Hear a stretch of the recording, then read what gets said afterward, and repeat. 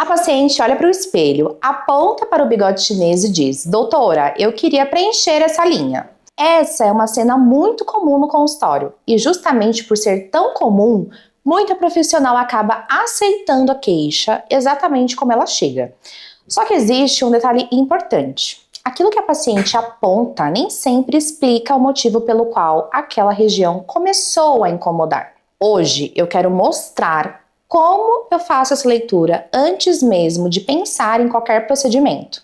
Essa aula é para quem atende na estética e quer fazer avaliações mais criteriosas.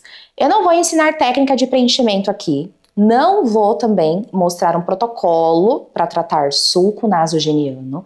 A proposta aqui é entender por que olhar apenas para a linha do bigode chinês pode limitar a sua avaliação. Porque quando você amplia essa leitura, suas decisões passam a fazer mais sentido para aquele caso. O que a paciente aponta nem sempre é onde a história começa. Quando a paciente aponta para o bigode chinês, ela está mostrando o lugar que mais chama a atenção no espelho.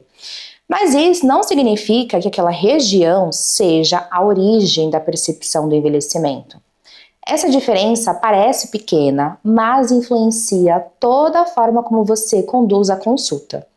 Imagine duas pacientes, as duas reclamam do bigode chinês. Na primeira, o sulco sempre existiu de forma discreta por causa da anatomia. Na segunda, a paciente conta que percebeu aquela marca ficando mais evidente nos últimos anos.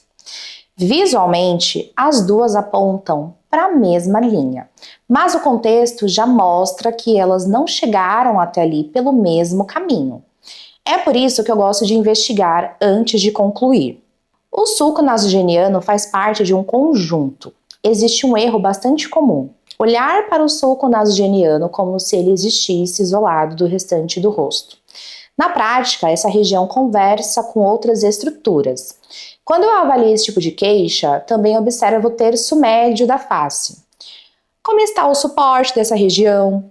Existe perda de volume? A flacidez interfere na leitura da face?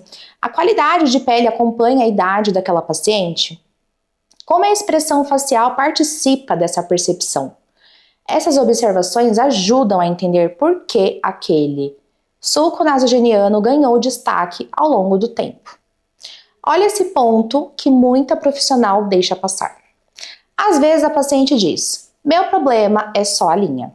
E durante a consulta você percebe que ela está olhando para a consequência mais visível de um conjunto de alterações. Essa diferença faz bastante peso na hora de conversar sobre expectativas. Porque preencher apenas a linha do bigode chinês pode frustrar a sua paciente. Vamos imaginar aqui uma outra situação. A paciente chega convencida de que precisa preencher o bigode chinês. Ela pesquisou nas redes sociais, viu alguns vídeos, conversou com as amigas, chega praticamente pedindo um procedimento específico. Se o profissional acompanha esse raciocínio sem ampliar a avaliação, existe uma possibilidade da paciente continuar olhando no espelho e sentir que ainda falta alguma coisa. Ela percebe alguma melhora, mas continua dizendo: ainda continuo com essa aparência de cansaço. Nem sempre isso acontece porque o procedimento foi mal executado. Em muitos casos, a expectativa estava concentrada em uma linha, enquanto a percepção de envelhecimento envolvia outras características da face. Essa conversa faz parte da consulta. Quanto melhor a paciente entende o que você observou durante a avaliação, mais coerente fica o planejamento apresentado. O tempo também ajuda a interpretar essa queixa. Existe uma pergunta simples que costuma trazer informações importantes. Quando você começou a perceber essa linha? A resposta pode mostrar que aquela característica acompanha a paciente há muitos anos, ou pode indicar uma mudança percebida recentemente. Também gosto de entender em quais situações ela nota mais esse sulco nasogeniano. Ela percebe principalmente nas fotos, na iluminação do banheiro, depois de ter perdido peso. Esses detalhes ajudam a montar um raciocínio mais completo. Eles não entregam um diagnóstico, mas ajudam você a entender como aquela percepção foi construída. A avaliação também organiza a expectativa. Existe um benefício da boa avaliação que muita gente associa apenas ao resultado final. Ela também organiza a conversa com a paciente. Quando você explica o que observou durante a análise facial, a paciente entende porque algumas decisões exigem mais critério do que simplesmente atender ao pedido inicial.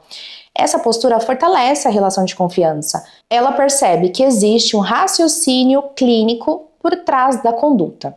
E isso faz diferença, muito antes de qualquer procedimento acontecer. Quando uma paciente aponta para o bigode chinês, procure enxergar aquela queixa dentro do contexto da face. O sulco nasogeniano merece atenção, mas ele faz parte de uma leitura maior. Quanto mais criteriosa é essa análise, maiores são as chances de construir uma conversa honesta sobre expectativa e apresentar uma conduta coerente para aquele caso.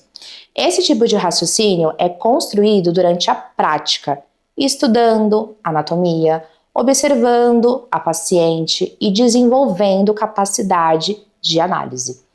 E é assim que a consulta ganha profundidade, sem depender de respostas prontas. Se essa aula trouxe um novo olhar para a avaliação do sulco nasogeniano, me conta aqui nos comentários. Qual a maior dificuldade que você encontra quando avalia essa região?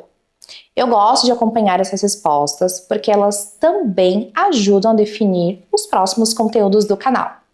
E se você quer aprofundar seu raciocínio clínico e aprender a conduzir casos mais complexos, aproveite e se inscreva aqui no canal. Toda semana tem uma aula nova por aqui.